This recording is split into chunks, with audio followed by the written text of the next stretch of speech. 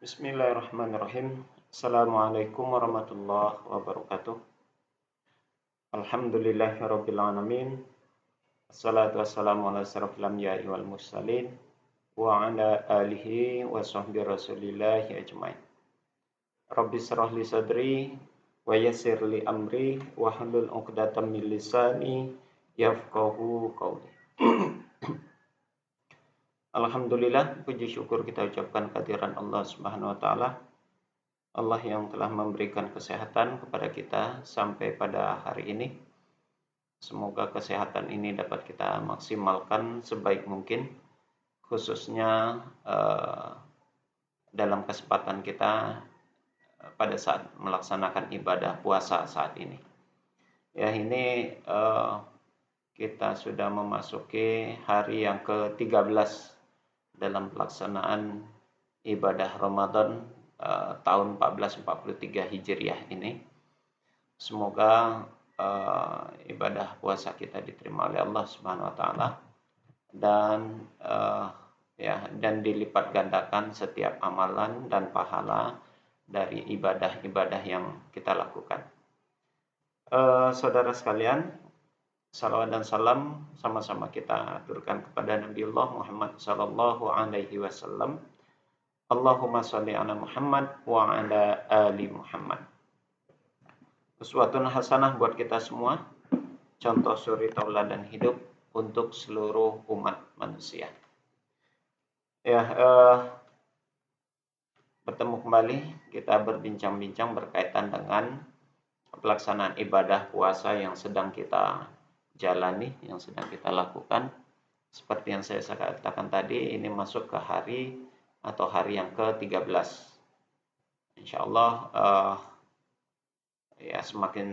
semakin berkurang hari dan semakin kita menuju kepada pertengahan bulan Ramadan. Semoga kesehatan selalu diberikan, terjaga kondisi fisik maupun mental, sehingga kita dapat menyelesaikan ibadah Ramadan ini dengan baik.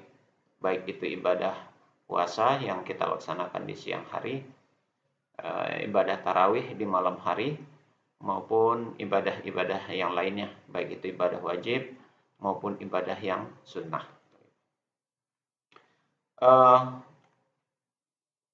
Langsung saja, topik pembicaraan kita pada hari ini masih berkisaran tentang orang-orang yang dibolehkan untuk tidak berpuasa, ya, berdasarkan syariat Islam, yang dikarenakan kondisi dan keadaannya yang tidak memungkinkan untuk melaksanakan ibadah puasa.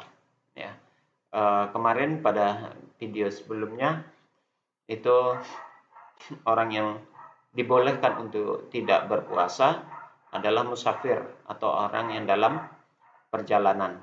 Nah, pada pertemuan kali ini kita akan melihat bagaimana puasanya orang yang sedang sakit. Ya. Pelaksanaan puasa bagi orang-orang yang sakit menurut atau dari sisi sorotan 4 mazhab fikih. Ini yang sesuai dengan apa yang ada di dalam referensi-referensi atau kitab-kitab yang ada kita pakai ini, seperti fikih Islam, wadilatuhu, sahih fikih sunnah, fikih 4 mazhab, dan fikih 5 mazhab. Ya, ini menjadi acuan referensi dari bincang-bincang kita. Kita lanjut kepada kondisi orang yang sakit, bagaimana puasa yang dia harus lakukan dengan kondisi sakitnya, apakah masih wajib, sunnah, boleh, makruh, atau mungkin haram. Nah, gitu ya. Ini kita tinjau dari sisi para pendapat imam mazhab fikih, begitu ya. Kemarin sudah saya bacakan dalil daripada daripada orang-orang yang boleh untuk tidak berpuasa berdasarkan Al-Baqarah ayat 184. Sebetulnya kalimat yang ada di dalam surat Al-Baqarah ayat 184 itu ada bahagian potongannya diulang kembali di dalam surat Al-Baqarah ayat 185. yakni pada kata-kata wa man kana maridan aw ala safarin fa iddatun min ayyamin ukhra. Kalau di ayat 184-nya wa man kana minkum maridan aw ala safarin fa iddatun min ayyamin ukhra. Jadi kalimat itu ada pengulangan pada ayat yang 185. Nah, ada kata-kata maridan aw ala safarin. Ada dalam kondisi sakit atau dalam perjalanan. Kalau dalam kondisi perjalanan atau yang kita kenal dengan istilah musafir, kemarin sudah dijelaskan dalam pemaparan yang sebelumnya, pada video sebelumnya. Nah, kali ini kita akan membicarakan tentang kondisi yang kedua, yakni kondisi sakit. Ya. Terlebih dahulu kita sebutkan sakit yang bagaimana. Ya, pertanyaannya itu sakit yang seperti apakah yang seseorang itu boleh mendapat rukhsah atau keringanan bagi dirinya untuk tidak berpuasa. Ya. Sepakat para ulama, kategori sakit yang dimaksud di sini adalah sakit yang ada empat hal yang secara umum dikategorikan sakitnya itu membuat seseorang tersebut dibolehkan untuk tidak melaksanakan ibadah puasa. Nah, apa bentuk sakitnya? Yang pertama, dengan sakit itu maka seseorang sukar, ya, mengalami kesukaran yang sangat berat, yang sulit buat dia. Ya, kesukaran itu menyebabkan kesulitan buat dia untuk berpuasa. Ya. Banyak sih penyakit-penyakit ini. Pada umumnya penyakit yang dikategorikan seperti ini nih seperti penyakit-penyakit di dalam, penyakit paru-paru kan dia, ya, kanker, penyakit ginjal yang akut, ya, kencing batu misalnya, kemudian penyakit-penyakit yang komplikasi yang dia tidak boleh tidak untuk makan dan minum. Nah, jadi kalau seandainya dia tidak makan dan tidak minum, maka akan membahayakan dan itu menimbulkan kesulitan buat dirinya, begitu ya. Nah itu, jadi membahayakan lah pada intinya begitu. Dan membahayakan itu sangat memberatkan dan menyulitkan dirinya untuk untuk menjalankan ibadah puasa itu. Itu yang pertama. Yang kedua, dikhawatirkan dengan kondisi sakit, lalu dia tetap melaksanakan ibadah puasa, dikhawatirkan dengan puasa yang dia lakukan dalam kondisi sakit itu mengancam jiwanya. Dalam arti, ya bisa jadi dia mungkin meninggal dunia atau mati, ya, pokoknya fatal dan itu bisa menyebabkan jiwanya terancam. Nah, itu yang kedua. Yang ketiga, dia sakit, lalu dikhawatirkan ketika dia sedang kondisi sakit, dia tetap melaksanakan ibadah puasa, lalu penyakitnya itu menjadi tambah parah disebabkan karena puasanya. Ya. Jadi kalau bedanya tadi dengan yang poin pertama, kesukaran yang berat, ya, kesulitan buat dia untuk berpuasa karena kondisi sakitnya. Pada posisi yang ketiga ini adalah penyakit yang bila mana dia paksakan dia untuk berpuasa, dia tetap melaksanakan berpuasa. Penyakitnya bukannya semakin menjadi tambah parah penyakit itu. Itu yang ketiga. Lalu yang keempat, dia memiliki penyakit, tapi ketika dia memaksakan dirinya untuk berpuasa, penyakitnya mungkin tidak menjadi tambah parah, tapi kesembuhan dari penyakitnya semakin lambat atau tempo dia dalam kondisi sakit itu semakin lama begitu ya. Nah, itu 4 itu yang menjadi kategori orang kondisi sakit yang dibolehkan untuk tidak berpuasa menurut jumhur ulama atau kesepakatan daripada para mazhab fikih juga termasuk di dalamnya. Jadi ada 4. Pertama, karena dengan puasa itu menimbulkan kesukaran pada dirinya, kesulitan yang berat pada dirinya. Yang kedua, dengan puasanya menyebabkan dia bisa wafat ataupun bisa meninggal atau bisa mati. Yang ketiga, penyakitnya akan menjadi tambah parah ketika dia melaksanakan ibadah puasa. Dan yang keempat, mungkin penyakitnya tidak menambah parah, mungkin dia tidak mati, tapi kesembuhan dirinya dari penyakit itu menjadi tambah lama atau membutuhkan waktu yang semakin tambah panjang lagi. Nah itu sementara dirinya butuh kesembuhan yang segera atau cepat, begitu ya. Jadi 4 hal itu yang menjadi kategori ukuran orang itu boleh untuk tidak berpuasa. Tapi kalau cuma sakitnya sakit ringan, apalagi ya, yang sakit cuma sakit kulit, penyakitnya penyakit luka di luar yang tidak memberikan efek besar terhadap dirinya ketika dia berpuasa, tidak ada pengaruh, nah, itu tidak termasuk kategori itu. Apa namanya? Kemudian lagi penyakit-penyakit yang sifatnya flu, batuk, nah, itu tidak termasuk. Pusing kepala, pusing-pusing ringan tidak. Kemudian demam-demam kecil itu tidak, ya. Apalagi ya? Ya pokoknya penyakit-penyakit ringan itu tidak termasuk ke dalam kategori hal ini, begitu ya. Nah, berkaitan dengan kondisi orang yang sedang sakit ini, kita mulai apa namanya? Membicarakan tentang sorotan beberapa mazhab ataupun 4 mazhab ini. Dalam pengelompokan kategori pertama, menurut Imam Hanafi, orang sehat kemudian dikarenakan dia sehat nih awalnya, lalu dia berpuasa, disebabkan karena puasa yang dia lakukan ternyata itu menyebabkan dirinya menjadi lemah. Lemahnya itu lemah yang berat, begitu ya. Dia tidak sakit pada dasarnya.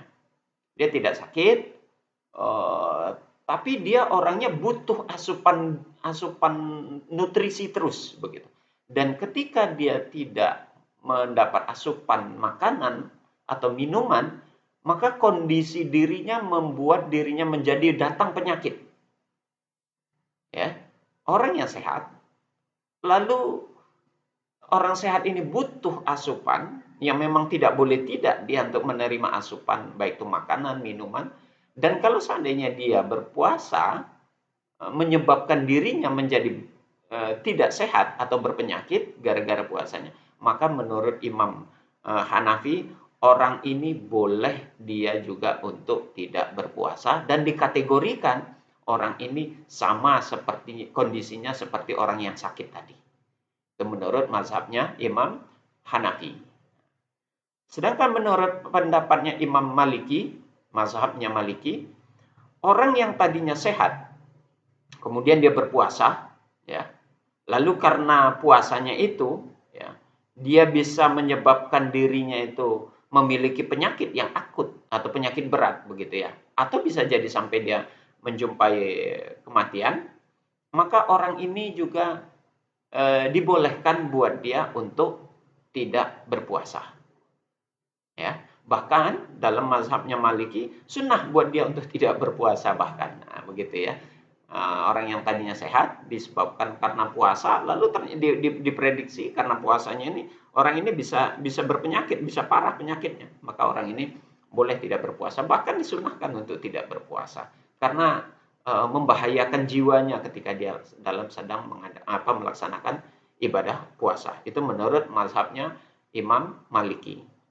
Sedangkan pendapatnya Imam Syafi'i dan Imam Hambali berkaitan orang yang sehat lalu dia melaksanakan ibadah puasa dan dengan puasanya itu mendatangkan kemudorotan, artinya bisa datang dia berpenyakit atau mendapatkan penyakit di dalam tadi, penyakit yang berat tadi, penyakit yang itu bisa menjadi alasan keringanan, ya, maka bagi mereka itu wajib untuk tidak berpuasa. Nah, jadi kalau Imam Hanafi mengatakan hanya unsurnya adalah boleh itu identik kepada hukumnya mubah lah, dalam istilah fikih itu disebut jawaz atau jaiz atau mubah, ya. Hukumnya mubah, boleh untuk tidak berpuasa. Sedangkan menurut Imam Maliki boleh atau mubah atau bahkan bisa sunnah untuk tidak berpuasa. Orang yang sehat kemudian dia berpuasa dan karena puasanya dia bisa menjadi berpenyakit, penyakitnya itu parah bahkan bisa menyebabkan kematian misalnya, maka menurut imamnya Maliki di sini mengatakan, menurut mazhab Maliki mengatakan dia sunnah untuk tidak berpuasa. Sedangkan menurut Imam Syafi'i dan Imam Hambali tidak saja boleh, tidak saja disunahkan, bahkan menurut Imam Syafi'i dan Imam Hambali, orang ini wajib untuk tidak berpuasa. Kenapa dia mengatakan wajib? Karena kalau seandainya dia paksakan dirinya berpuasa, dia karena puasanya lalu dia menyebabkan dirinya mendapatkan datang penyakit atau bisa jadi dia meninggal dunia, maka orang ini dianggap atau dipandang zalim terhadap dirinya sendiri. Maka menurut Imam Syafi'i dan Imam Hambali, orang ini lebih wajib untuk tidak melaksanakan ibadah puasa. Pada intinya saudara, keempat mazhab ini bersandarkan kepada ayat wa man kana minkum maridan aw ala safarin fa iddatun min ayyamin ukhra. Itu sebagai dalil buat mereka empat mazhab ini yang mengatakan bolehnya hanya melahirkan hukum yang berbeda-beda.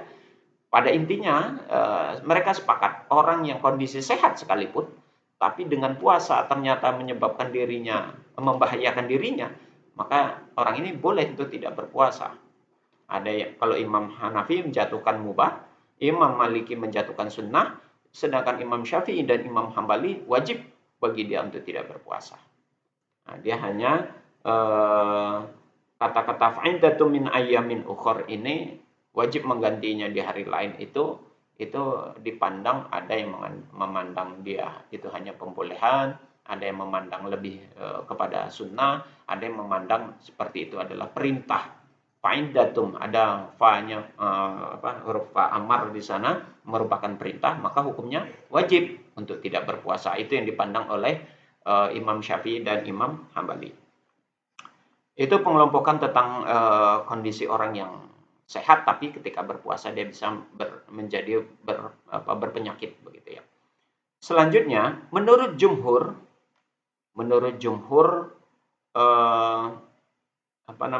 dia mengatakan orang yang sakit tidak wajib berniat baginya untuk mengambil rukhsah. Ini menurut jumhur kecuali Imam Syafi'i. Ya, Imam Syafi'i. Orang yang sedang sakit tidak wajib berniat untuk mengambil rukhsah atau mengambil keringanan. Sedangkan menurut Imam Syafi'i, orang yang sakit wajib mengambil rukhsah atau keringanan. Jadi kalau menurut jumhur, selain Imam Syafi'i mengatakan orang kondisi yang sakit, dia tidak wajib untuk mengambil rukhsah tadi itu ya keringanan, seperti bolehnya dia untuk tidak berpuasa. Artinya menurut jumhur ini, kalau dia tetap mengambil berpuasa, ya itu boleh. Dan bahkan lebih baik. Lebih baik kalau menurut jumhur, selain Imam Syafi'i. Dia memandang ayat daripada ayat yang kemarin kita sebutkan di dalam video yang sebelumnya, ada kalimat wa antasumu khairul lakum. Ya. Ada di dalam 184 itu begitu kata-katanya, kalimatnya wa antasumu khairul lakum. Jika kamu berpuasa itu jauh lebih baik buat kamu begitu ya. Nah, kata-kata itu tuh dijadikan dalil untuk hanya jatuh hukumnya tidak kepada wajib orang yang sakit itu untuk tidak berpuasa. Dia tetap boleh menjalankan ibadah puasa dan tidak diharamkan dia untuk beribadah puasa. Sedangkan menurut mazhabnya Syafi'i, orang yang sakit wajib bagi dia mengambil rukhsah atau wajib buat dia untuk tidak berpuasa. Nah, ini perbedaannya. Selain Imam Syafi'i memandang orang yang sakit ya hanya boleh untuk tidak berpuasa dan tidak wajib bagi dia untuk tidak berpuasa. Nah, sedangkan pendapat Imam Syafi'i, dia memandang wajib dia untuk tidak berpuasa berdasarkan kalimat ayat di dalam 185 fa'iddatun min ayyamin ukhra. Kata-kata fa'iddatun di situ ada fa untuk menunjukkan fi'il amar, perintah, maka hukumnya wajib. Itu menurut Imam Syafi'i. Wallahu a'lam bishawab. Kemudian selanjutnya saudara, Imam Hanafi dan Imam Syafi'i mereka bersepakat untuk boleh dan tidak untuk tidak berpuasa, ya. Dari sisi itu boleh untuk tidak berpuasa, bahkan kalau Syafi'i tadi lebih tegas lagi, wajib buat dia untuk tidak berpuasa. Sedangkan Imam Hambali tadi sudah dia memisahkan untuk hukumnya tadi secara individu, dia menyatakan adalah sunnah untuk tidak berpuasa atau makruh dia untuk berpuasa. Nah, simpelnya begitu. Dan sedangkan Imam Hambali, orang ini atau mazhab ini dia memiliki beberapa kategori dalam kondisi sakit, melahirkan hukum orang yang sedang berpuasa dalam kondisi sakit. Pertama, dia sama sekali tidak mampu berpuasa, artinya orang yang sakit dan sama sekali tidak mampu untuk melaksanakan puasa atau khawatir akan keselamatan dirinya ketika dia berpuasa karena sakit yang dia alami, maka orang yang begini ini dia wajib untuk tidak berpuasa. Nah, ada ketingkatannya. Ada wajib untuk tidak berpuasa. Kemudian yang kedua, dia mampu berpuasa dengan sukar, ya dia mampu untuk berpuasa meski dan dia yakin tidak sampailah kepada hal yang fatal seperti meninggal dunia, tidak sampai begitu. Meski dalam kondisi sulit dan kondisi sukar, maka orang ini masih boleh untuk melaksanakan ibadah puasa. Itu kategori yang kedua. Dan yang ketiga kategorinya adalah puasa jika puasa itu tidak memberatkan bagi dirinya, ya, tidak memberatkan bagi dirinya dan tidak mengkhawatirkan dirinya atau orang yang sakit tadi, maka orang ini tidak boleh untuk tidak berpuasa, wajib tetap berpuasa meski dia sakit. Nah, gitu. Jadi kalau Imam Maliki memberikan jenjang tingkatan dalam kategori orang yang sedang berpuasa. Kalau puasa itu mengakibatkan hal yang fatal, kematian kah ya dari puasanya itu, atau kekhawatiran yang lebih parah lagi, penyakitnya itu menjadi-jadi gitu, maka dia wajib untuk tidak berpuasa, ya. Kemudian ketika dia berpuasa, dia tidak khawatir dan dia yakin puasanya baik-baik saja, untuk itu tidak, meski dia melaksanakan dengan bersusah payah, meski dia lawan itu kesulitan dirinya, maka dia hukumnya sunnah saja buat dia berpuasa. Sedangkan yang kategori ketiga, dia sakit tapi penyakitnya tidak menyebabkan kekhawatiran yang lebih berat, tidak ada uzur yang lebih parah, maka dia tetap wajib berpuasa. Nah, itu berkaitan hukum yang ditetapkan, kesimpulan dari para imam mazhab. Kita lanjut sedikit lagi. Menurut jumhur, ya, dan selain daripada Imam Hanafi, menurut pendapat jumhur selain daripada Imam Hanafi, apabila di pagi hari orang yang sakit atau musafir, jadi disamakan ini orang yang sakit atau musafir, di pagi hari sudah menanamkan niat dia untuk berpuasa,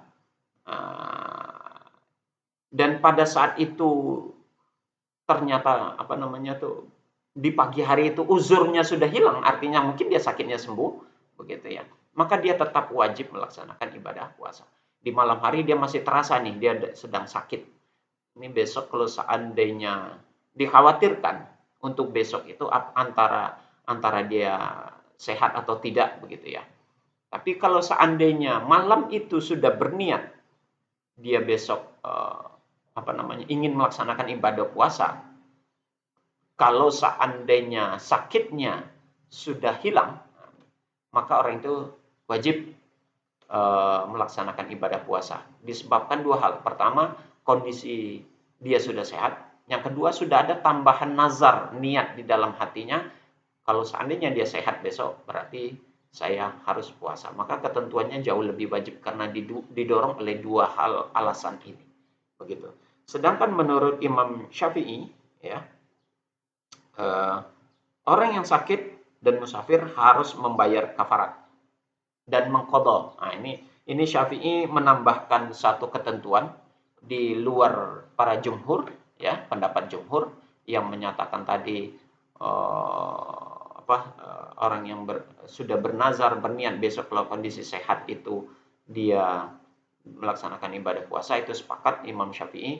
Kemudian Imam Syafi'i menambahkan suatu fatwa, suatu pendapat bahwasanya orang yang sakit atau orang yang dalam perjalanan harus ketika dia tidak berpuasa, dia sakit atau dalam perjalanan, dan saat itu dia tidak berpuasa, maka bagi mereka berdua ini, khususnya orang sakit lah yang kita bicarakan, dia wajib mengqadha dan membayar kafarat dari puasanya. Jadi double, ada dua pembayarannya menurut Imam Syafi'i. Ada dua. Yang pertama kafarat, yang kedua tetap mengqadha. Ya, tetap mengqadha puasanya. Apa namanya?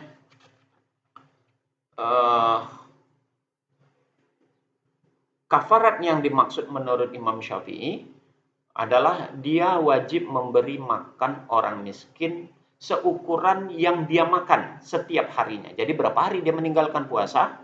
Misalnya dia sakit 1 minggu. Selama 1 minggu juga dia memberikan makan orang-orang miskin yang setiap harinya ukurannya adalah sesuai seperti apa yang dia makan. Nah, lalu bagaimana ternyata orang yang sedang berhutang puasa belum sempat mengganti, belum sempat dia mengqadha puasanya, ya, belum sempat dia membayar kafaratnya, ternyata dia meninggal dunia setelah bulan Ramadan. Maka kata Imam Syafi'i, di dalam mazhab Imam Syafi'i, walinya atau ahli warisnya wajib, tidak wajib, disunnahkan untuk menggantikannya. Ini berdasarkan daripada hadis dari Aisyah radhiyallahu anha yang diriwayatkan oleh Imam Bukhari dan Muslim. Bunyi hadisnya, man mata wa alaihi siyamun soma anhu waliyuhu. Ya. Man mata, siapa yang meninggal, ya, wa alaihi siyamun, sementara dia punya tanggungan puasa. Jadi orang yang meninggal lalu meninggal itu meninggalkan tanggungan puasa, soma anhu waliyuhu, kata Rasulullah, maka hendaklah walinya berpuasa atas nama dirinya. Artinya walinya menggantikan puasa yang tertinggal itu. Nah, itu menurut pendapat Imam Syafi'i berdasarkan hadis yang diriwayatkan oleh Imam Bukhari. Hadis ini sahih yang bersumber dari Aisyah radhiyallahu anha. Ya, demikian saudara yang menjadi pandangan para imam mazhab berkaitan dengan puasanya orang-orang yang sedang sakit, kondisi tidak sehat. Ya, ini dapat menjadi gambaran kepada kita bersama, menjadi penambah wawasan supaya dapat kita mengambil intibar pelajaran dari apa yang sudah kita bahas tadi. Semoga bermanfaat. Ini saja kita akhiri dengan kafaratul majlis. Subhanakallahumma wa bihamdik, asyhadu an la ilaha illa anta, astaghfiruka wa atubu ilaik. Assalamualaikum warahmatullahi wabarakatuh.